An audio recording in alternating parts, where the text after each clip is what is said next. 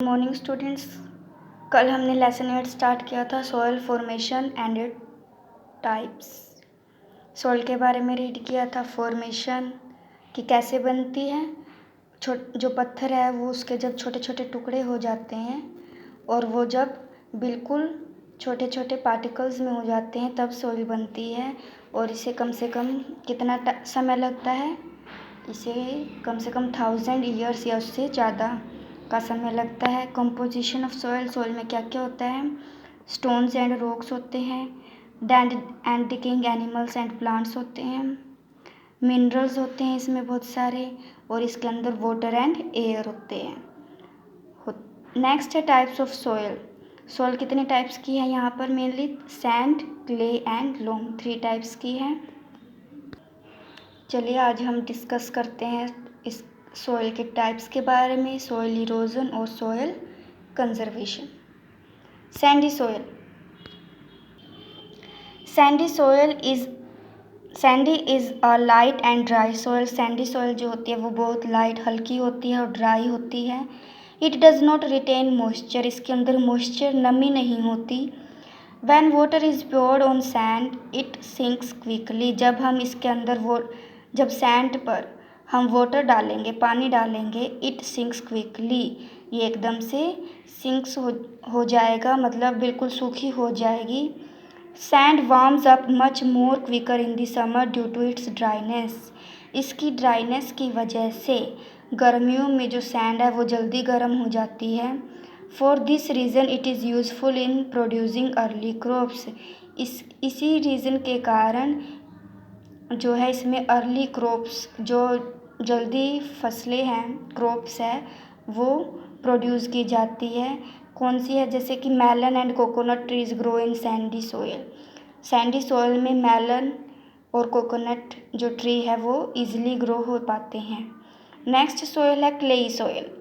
Clay is a finely grained soil, ये grained soil है। It is smooth and silky to touch, जब हम इसे टच करेंगे तो ये हमें बिल्कुल स्मूथ और सिल्की लगेगी।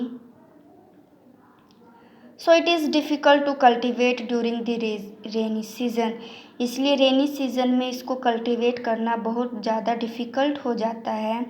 इट रिटेन्स वाटर, इसके अंदर वाटर होता है, which make it useful in the dry season, अगर ड्राई सीज़न है, मतलब जैसे कि बहुत ज़्यादा गर्मियाँ हो जाती है तो इसमें ये यूज़फुल होता है। क्यों? क्योंकि इसके अंदर क्या होता है, वाटर होता है, मॉइस्चर बना रहता है।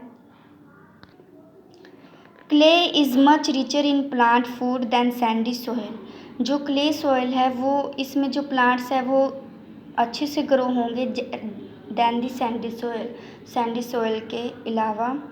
यानी जो सैंडी सॉइल है उसमें जो प्लांट्स है वो अच्छे से ग्रो नहीं हो पाते, लेकिन जो क्ले सॉइल है उसमें ईजिली होंगे। Clay is used to make toys and other articles, clay का यूज़ किस में किया जाता है, टॉयज़, खिलौने बनाने में, और कोई भी आर्टिकल्स है, चीज़ है, जैसे कि फ्लावर पॉट्स हो गए, उनको बनाने में यूज़ किया जाता है। नेक्स्ट है loamy soil. Loam is a mixture of sand and clay, जो लोमी सॉइल है वो कैसे बनती है, सैंड सॉइल और क्ले सॉइल के मिक्सचर से। अब जब हम ये दोनों सॉइल मिल जाती है तो उसको हम क्या बोलते हैं, लोम सॉइल।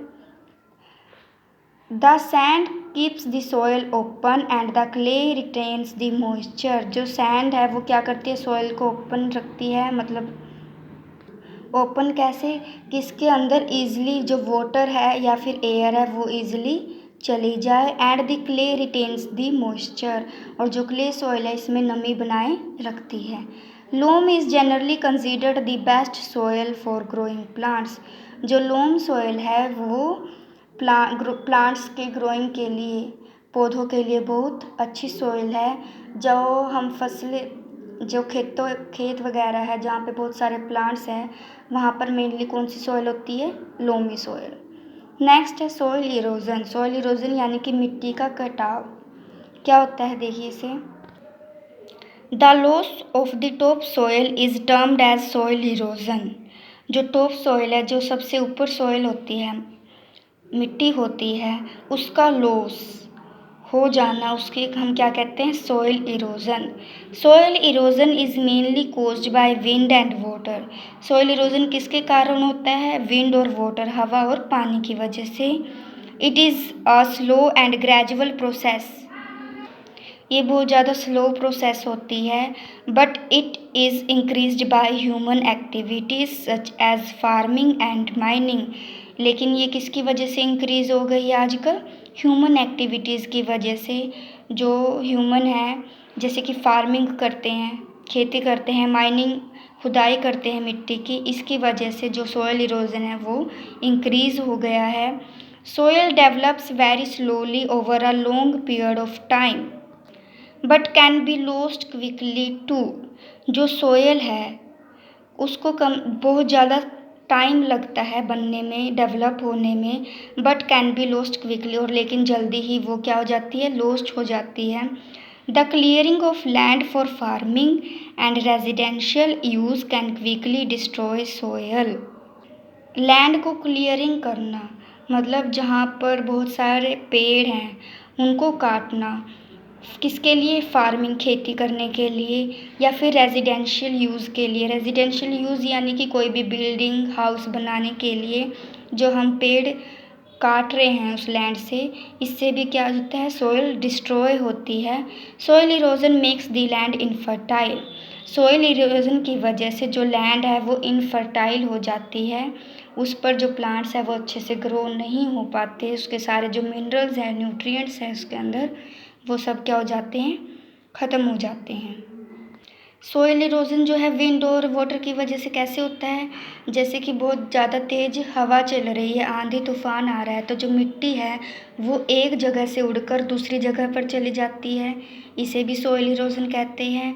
पानी की वजह से कैसे होता है, बहुत ज़्यादा जब तेज़ बारिश आती है तो पानी के साथ साथ जो मिट्टी है वो एक जगह से दूसरी जगह बहकर चली जाती है, तो इससे सोइल इरोजन होता है। प्रिवेंशन, बचाव कैसे कर सकते हैं हम सोइल इरोजन का। To prevent soil erosion the following steps are to be taken.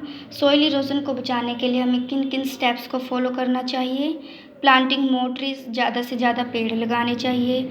Stop cutting trees, पेड़ों को काटना नहीं चाहिए, मतलब काटना बंद कर देना चाहिए। Stopping over grazing, over grazing को स्टॉप कर देना चाहिए। ओवर ग्रेजिंग क्या होता है, जैसे कोई भी जानवर है, पशु है, वो जब प्लांट्स को खाते हैं, पौधों को खाते हैं, उनको भी मतलब ज़्यादा ओवरग्रेजिंग स्टॉप कर देनी चाहिए। नॉट कीपिंग द फील्ड्स बैरन, जो फील्ड्स हैं उनको बंजर नहीं रहने देना चाहिए, कि जहाँ पर जो फसल है वो अच्छे से ग्रो नहीं हो पाती। यूजिंग नेचुरल फर्टिलाइजर्स और manures to keep the fertility of the soil intact. Natural fertilisers और मैन्योर्स, जो खाद है उनका नेचुरल खाद होते हैं उनको यूज़ करना चाहिए, ताकि जो सॉइल की फर्टिलिटी है वो बनी रहे। नेक्स्ट है सॉइल कंजर्वेशन। सॉइल को हम कंजर्व कैसे कर सकते हैं। Protecting soil from erosion is known as soil conservation. Soil को प्रोटेक्ट करना, बचाना, किससे, इरोजन से, उसे हम क्या कहते हैं, soil conservation. We need to protect soil because it is an important resource that supports life on the earth. क्यों हमें सॉइल को क्यों प्रोटेक्ट करना चाहिए, क्योंकि ये बहुत ज़रूरी है, एक इम्पोर्टेंट रिसोर्स है हमारे लिए, हमारी अर्थ पर, और ये हमारी लाइफ को भी सपोर्ट करता है। कैसे सपोर्ट करता है, क्योंकि इस पर प्लांट्स ग्रो होते हैं, प्लांट्स ग्रो होते हैं तो ये हमें फ्रेश एयर देते हैं और हमें खाने के लिए फूड भी देते हैं। इससे जो जानवर हैं उन प्लांट से जानवरों को भी फूड मिलता है। Hence, soil erosion has to be protected by adopting various method। इसलिए जो soil erosion है उसको प्रोटेक्ट करना चाहिए अलग अलग मेथड से, जैसे कि एफोरेस्टेशन। एफोरेस्टेशन क्या होता है, ज़्यादा से ज़्यादा पेड़ लगाना, यानी ज़्यादा से ज़्यादा पेड़ लगाने चाहिए।